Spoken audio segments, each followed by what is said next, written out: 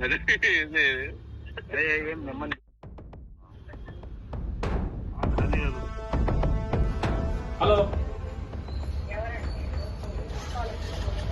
Miss call మేమేం తీద్దామండి. ఇప్పుడు on చేసిన ఫోన్ ఎవరు మాట్లాడేది?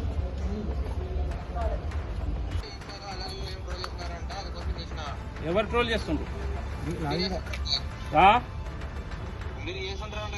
ట్రోల్ మీరు చేస్తుండ్రు. 5-6 రోజులకెళ్ళి ట్రోల్ మీరు చేస్తున్నారు. నా ప్రశాంతత భంగం కలిగిస్తున్నారు. రోజు ఫోన్ చేసి ఇష్టం వచ్చినా తిడుతున్నారు. ఎవరు మీరు అసలుకి? నాకు ఫోన్ చేయడానికి తలబల కొట్టింది తెలుసా. ఇంతకుముందుకు గతంలో బెనిఫిట్ షో ఎప్పుడు రిలీజ్ అయితే ఫస్ట్ షోకి పోవాలి. సితేజ్ అనే అబ్బాయి ఇప్పుడు ప్రాణాపాయంలో ఉంటూ మీరు అందరం మనందరం కలిసి సితేజ్ని కాపాడాలి అని ప్రాణాలను కాపాడాలి. బండి గారు కనీసం రెస్పాండ్ ఇవ్వనందుకు మేము బాధ్యతగా అడిగాము.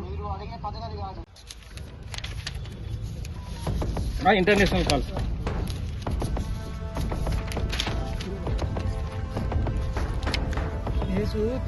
న్యాయం చేయాలని ఆలోచనతోని ఉస్మానియా యూనివర్సిటీ జేఏసీ తరపున అల్లు అర్జున్ గారి ఇంటి కార్యక్రమాన్ని ముట్టడి కార్యక్రమాన్ని తీసుకున్న సందర్భంగా ఈ రోజు ఆ కుటుంబానికి న్యాయం జరిగింది.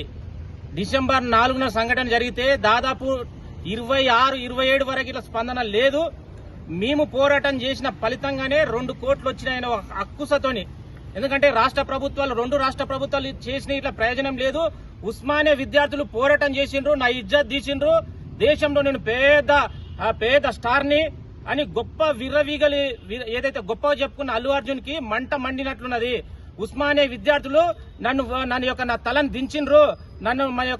నేను ఇంతగానం గొప్పగా ఉన్న నా క్యారెక్టర్ ని దించేసిండ్రని ఒక అక్కుసతోని ఈ రోజు వాళ్ళ అభిమానుల పేరుతో ఏదైతే మేము ఇట్లా చట్టం ప్రకారమే, ఎందుకంటే చట్టం ప్రకారమే మా కోర్టు ఆర్డర్ ద్వారా నాకు బెయిల్ వచ్చినాయి. మేము బెయిల్ మీద బయటకు వచ్చినాం.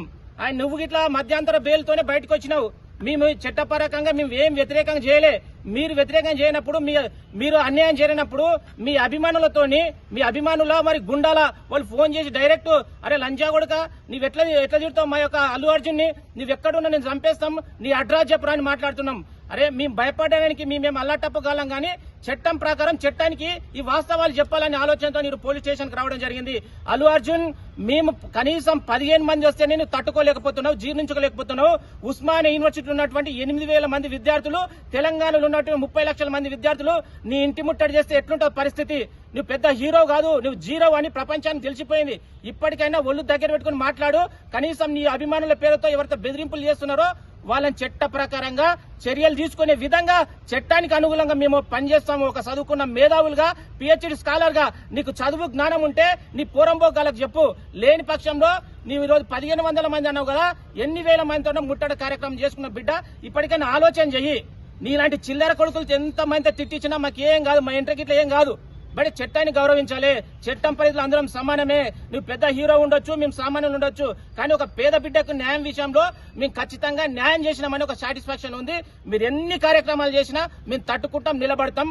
కానీ చట్టం ముందల మీ యొక్క దురాఘాతాలు, మీ యొక్క వాస్తవాలు, మీ నిజ స్వరూపం బయట పెట్టాల ఆలోచనతోనే మేము ఈ కార్యక్రమాన్ని తీసుకున్నాం. ఇప్పటికైనా జ్ఞానోదయం తెచ్చుకొని తగ్గించుకో, నీ యొక్క ఎక్స్ట్రాలు తగ్గించుకో, ఒక మనిషిగా జీవించు.